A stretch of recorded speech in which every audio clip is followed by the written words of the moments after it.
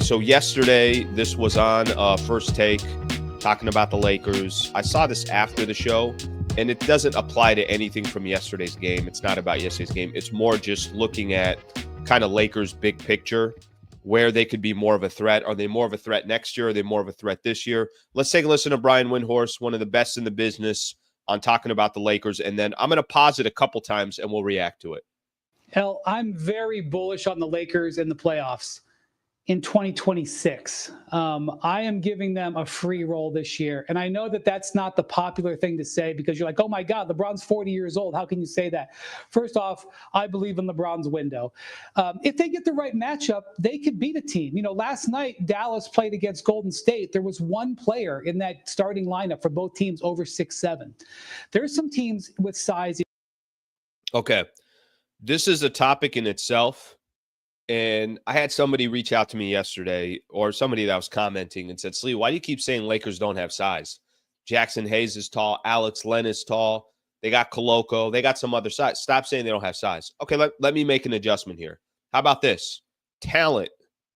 They don't have size and talent, because I think it's one thing to say, you're right, Alex Len is a 7-footer. Is he a talented 7-footer? He's not. Jackson Hayes is he has a specific role as a 7-footer, but that doesn't mean that Jackson Hayes is give Hayes the ball and let him go to work. Hey, you need a bucket, end of the shot clock, give the ball to Jackson Hayes and let him do his thing. He's got a role, but I think it's fair to say nobody's looking at the bigs that the Lakers have and they're worried about them, or they're scared about them, or they think that's how the Lakers are going to win games is because of their bigs. That's a separate conversation, but keep listening here to Windhorst. Issues in the West, but a lot of them have great size. The Thunder have great size. The Nuggets have great size, and they're going to have to beat one of them to get to the conference finals. They might even have to beat both of them, depending on how they do in the second half. You know, last night in this game, and granted, Jackson Hayes, who is their starter, he got hurt. Don't pay attention to yesterday's game or the game against the Utah Jazz. I don't care about the game against Utah Jazz. This is more just the big picture of what Windhorst is talking about. But Walker Kessler, who was a quality big man, but certainly not an elite big man, he was 8 of 8 shooting. And even before they traded Anthony Davis, this was not a team that defended great in the paint. They were 4th in the league. They had the 4th highest percentage for opponents shooting in the paint. So I'm giving them a free roll this year. If whatever they accomplish, I am not putting any expectations on him. Luka has the... Stop it right there. I'm giving them a free roll this year. Whatever they accomplish this year, I'm okay with. Okay. Let's stay on that for a quick second. I will say this. If hypothetically, if the Lakers made a run this year, I don't know if this is the right way to put it. Are the Lakers playing with house money this year? Let's put it that way. Okay, well, let's think about really what happened to the Lakers over the course of these last 2 weeks. Okay? You tell me if these expectations are the proper expectations or they're delusional. You tell me which one. If I told you you got to pick between one of these two, you could only pick between one of these two.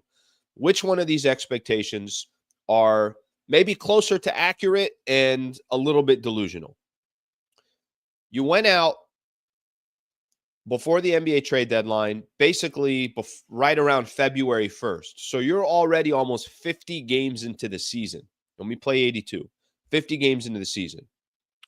And the best player on your team and the foundation of kind of how your team is built, you traded away in Anthony Davis.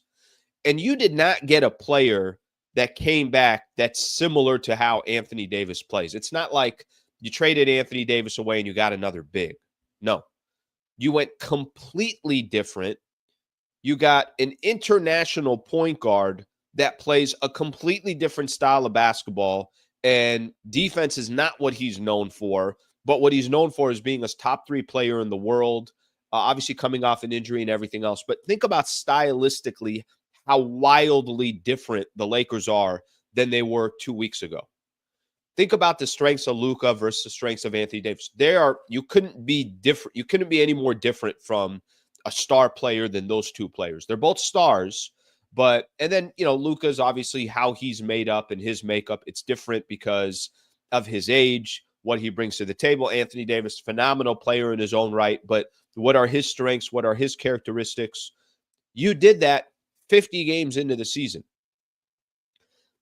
You can't build a team. The way the team was built before was built technically around Anthony Davis and LeBron, but a lot of those is kind of the strengths of Anthony Davis is how this team was built. They don't have enough time. Clearly, they didn't have enough time to go build a team around Luka Doncic. The team was technically built around Anthony Davis. Okay. Then you try to go make the Mark Williams trade. We all know what happened. It got rescinded. Called a day. Is what it is in regards to that. The spot that the Lakers are sitting in today is they turned the chapter on what the Lakers franchise used to be, and they got this completely brand new blank canvas that they're trying to now build a new team and a new roster under a 25-year-old. If the Lakers don't accomplish anything in these upcoming playoffs, you guys know what I'm talking about. Let me put it this way. They win a round and they lose in the second round. I don't think it's the end of the world. And I think that's probably more realistic than them actually making a deep run. And I think what Windhorst is trying to emphasize here is really where you can start looking at this Lakers team and analyzing, do they have a legitimate shot of making a true championship run? He doesn't think it's going to be this year. He thinks based on the summer that they have, based on now everybody regrouping, that's why for me there was a little bit of, and I know it hurts the Lakers a lot this year not having a guy like Mark Williams, but there was a little bit of like, okay, I don't think it's the end of the world that trade didn't go down. That if they could walk into the summer, they got 3-4 players with expiring contracts. They get 30, 40 games to see. 30 games because of the regular season, plus let's see how many, playoff games they play. Maybe they play another 10 games. Maybe they play 6 games. Maybe they play 15 games. Let's see what works, what doesn't work, what players complement each other, what players don't complement each other. I think what Windy is saying is a fantastic point, and I think it's a fair point. So if I'm asking you guys, which one's more realistic this year? That this team tries to figure out what the hell they have, but probably doesn't have great success, as in they win around in the playoffs, or this team gets put together over halfway through the season, has to play under a completely different philosophy, and actually truly goes to make a real championship run. If the latter happened, man, that's so impressive. And what a compliment to all the players and the coaching staff and Rob Pelinka that they were able to do that. But I think the first one I'm talking about is probably more realistic that they can be real, true contenders in 2026, but probably not real, true contenders in 2025. I already saw some of the comments. Some of the comments are like, oh my gosh, we're already giving up on the season. No, I'm just talking big picture about the Lakers this year. What are fair expectations? When they had Anthony Davis and LeBron, you kind of already knew what they were. And you were trying to go all in. And those were two guys that had already won a championship together. And they had got to the Western Conference Finals together. And if they went all in and got another big to complement those guys, they're in a win now mode.